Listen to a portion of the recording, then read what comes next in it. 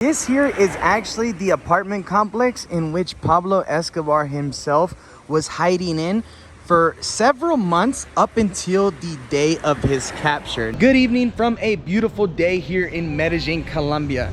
Today we're actually going out on a small adventure to go and visit the gravesite of Pablo Escobar and also the rooftop on which he was pronounced dead on. Now, this whole video is going to be slightly controversial because, as you know, Pablo Escobar wasn't the greatest man. He made a lot of horrible decisions here in this country and caused thousands of lives.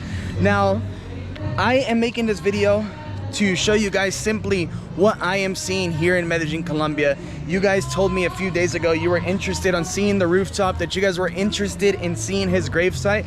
So today, I'm gonna take you guys on a nice little adventure to go check out those locations. Now, right now, we're currently waiting for an Uber. Right now, we are in the heart of Medellin in the El Poblado area, which is where you're gonna find yourself as a tourist.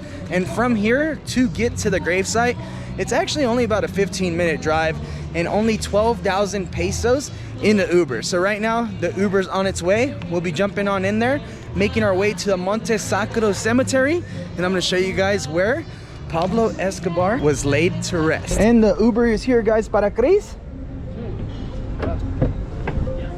Muchas gracias. So the 15-minute journey has just started and we're actually about to jump onto the highway right now.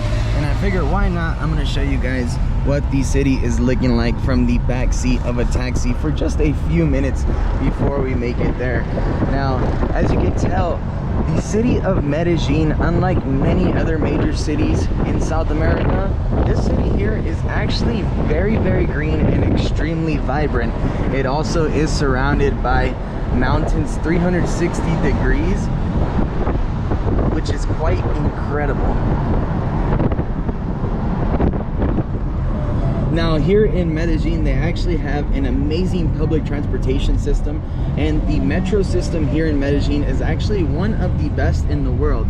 Now, I've heard from many different people that they can be pretty dangerous. However, we've used the public transportation quite a bit since we've been here in Medellin, and honestly, I feel extremely comfortable every single time. And the rides are only around 2,000 pesos per ride, so around 50 US cents, extremely affordable. But as I mentioned, here in this country, there's also Uber, another app known as Pickup, and they are all extremely affordable as well. And you know, they just all have different conveniences. During the rush hours, I love taking the public transportation because the buses can drive on their own lanes, and so does the metro. The metro has its own line, so it never deals with traffic.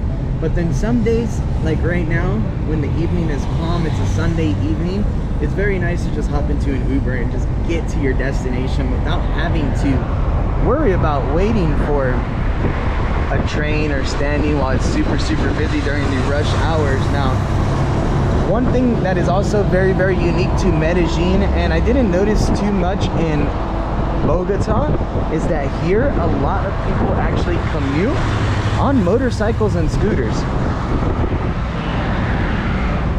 Really, really interesting. Now, this city, to my surprise, actually has pretty bad traffic problems. Like 90% of the time I'm in a vehicle here in Medellin, I'm sitting in traffic.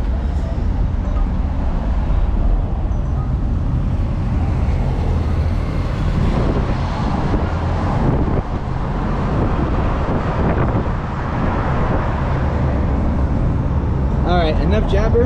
I'll see you guys when we get there. Muchas gracias, bro. Tengas buen día. Whew. And just like that, we have made it to the Monte Sacro Cemetery. Now, the problem is going to be actually locating the gravesite because this cemetery is huge, man. It's massive, but it is very, very beautiful out. It's green. You can see a lot of the Medellin skyline in the background. Wow. Oh, you know where it's at? Yeah. Have you been here before? Yeah, I was been here 2 years ago, but also when you see a bunch of group. That's because there's tours, huh? Yeah, so I remember. Cool. Oh, so you're saying that it's Pablo Escobar's grave is over there. Interesting. Now, I must say, the weather here in Medellin has been extremely rough. It's been super hot during the day, but during the evenings, it like cools down a bit, but it starts lightning, thundering, and raining like crazy, and it doesn't stop until the morning. But literally when the sun comes out, it just stops. So weird. So yeah, nothing too special about the cemetery itself.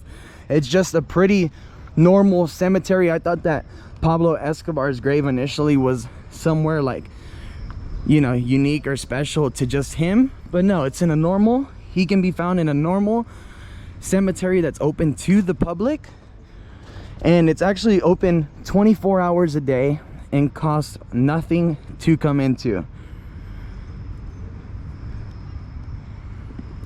So as I mentioned, I'm not out here promoting Pablo Escobar tourism, but if it's something that you're interested in seeing, just because you're here, then it's definitely something worth coming by and seeing, because it's literally only 12,000 pesos, $3 from the city center to here.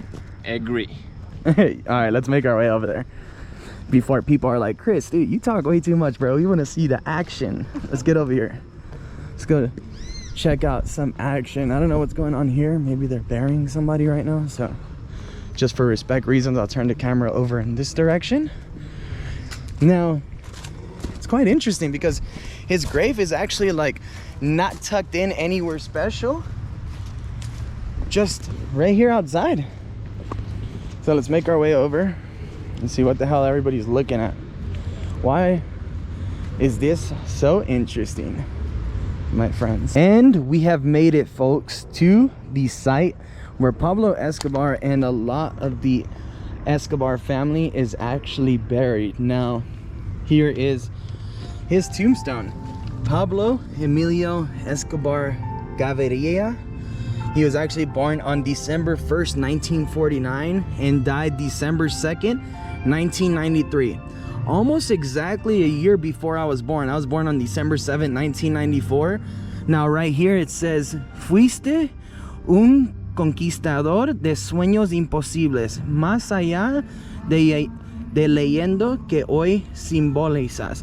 So it says that he was a conquistador and he made dreams that seemed impossible reality. Pocos conocen la verdadera esencia de tu vida.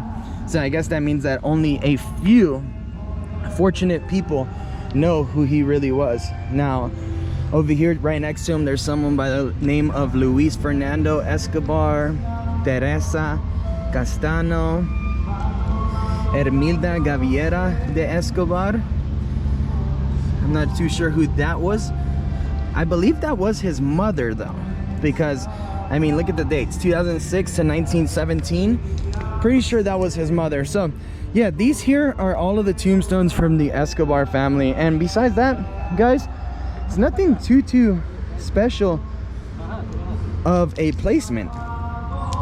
Just some small normal tombstones with plenty of flowers. Now, I actually just got done learning something very interesting before coming on out here. Pablo Escobar's tomb was actually dug up.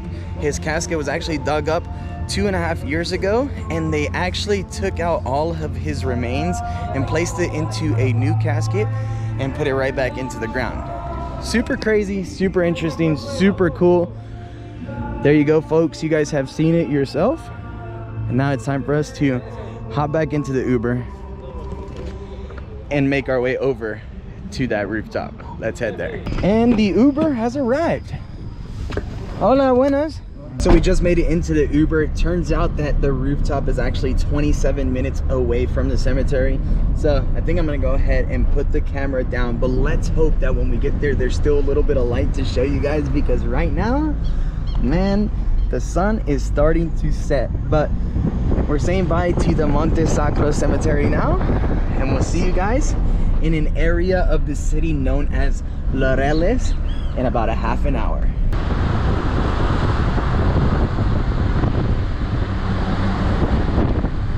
Muchas gracias. But that was a cool little ride. Took about 30 minutes, and right now we have made it into a barrio known as Laureles. And this is actually where Pablo Escobar was hiding for a lot of his time after he escaped from the Catedral. And right now we're on the hunt for the Rooftop, where he was actually shot by Colombian Special Task Force. Now, according to Google, it's a few houses down from here, and I think we are making it because I've recognized these white apartment complexes based off of many pictures and series.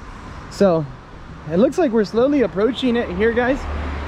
Now, please don't mind the camera. It is gonna be a little dark because I am filming with a GoPro, but we are here now in front of the house in which Pablo Escobar himself hid in for many months. Now, I'm actually gonna cross the street now to try and give you guys a better look. I just turned on my iPhone to give you guys a little bit better lighting, but this here is actually the apartment complex in which Pablo Escobar himself was hiding in for several months up until the day of his capture. Now, it wasn't until Pablo Escobar on one morning, December 2nd, 1993, decided to call his son from this balcony up here. He decided to call his son and tell him where he was at, and that is when the police intercepted the call, made their way here, and actually went on a chase through several of these rooftops. And this one right here, where there's newly put white fences, is actually where Pablo died. He was shot up here, I believe 6 times by Colombian special agents. Now, there was actually a Colombian task force that was put in place just to try and capture and kill Pablo Escobar.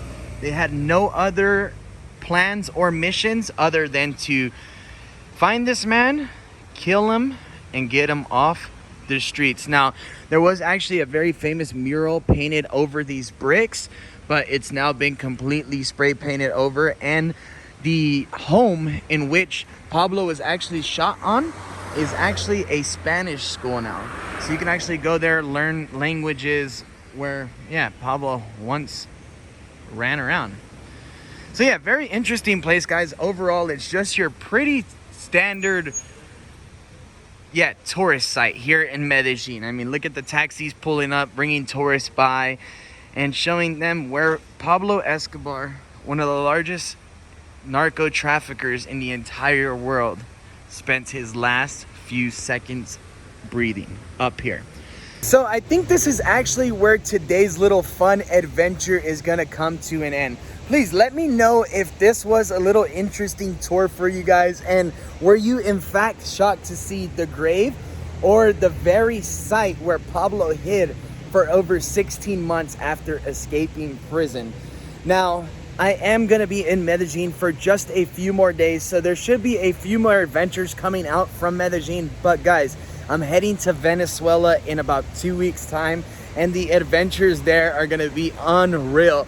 If you'd like to see more, please remember to smash that like button, leave a comment, subscribe, and man, thank you so much for the consistent support. Thank you so much for viewing my videos, for the comments, for the messages, and just for the love you guys give me all the time. I'm forever grateful. I can never say thank you enough, and I know that sometimes I forget to say thank you on my videos. I forget to talk to you guys on that heart-to-heart level of how I really feel, and I am forever grateful for you guys. Your guys' messages and comments make my day and keep me motivated to be out here filming. For now, I think we're gonna leave it at that, guys. See you in a few days.